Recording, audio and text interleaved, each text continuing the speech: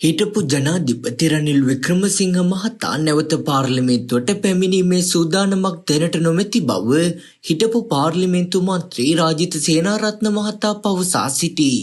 පෞද්ගලික රූපවාහිනී නාලිකාවක ඊයේ පැවති දේශපාලන වැඩසටහනකට එක්කමින් ඔහු කියා සිටියේ වර්තමාන ආණ්ඩුව යටතේ ඉදිරියේදී රට දැඩි ආර්ථික අවදානමකට සහ අරාජිකත්වයකට ගමන් කරන බවයි. ඒ සම්බන්ධයෙන් ජාත්‍යන්තර මූල්‍ය ශ්‍රේණිගත කිරීමේ ආයතන පවා අනතුරු අඟවා ඇති බවද ඔහු පෙන්වා දෙයි.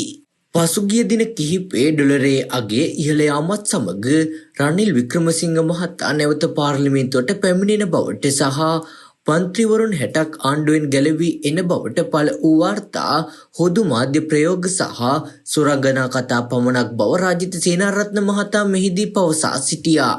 එමෙන්ම රනිල් වික්‍රමසිංහ මහතා තමන් සමග පැවැත් වූ පෞද්ගලික සාකච්ඡාවකදී වර්තමාන රජයේ පිරිස සමග එක්ව වැඩ කිරීමට හෝ ආණ්ඩු කිරීමට කිසිදු සූදානමක් නොමැති බව ප්‍රකාශ කළ බවද වැඩිදුරටත් අදහස් දක්වමින් රාජිත සේනාරත්න මහතා පවසා සිටී.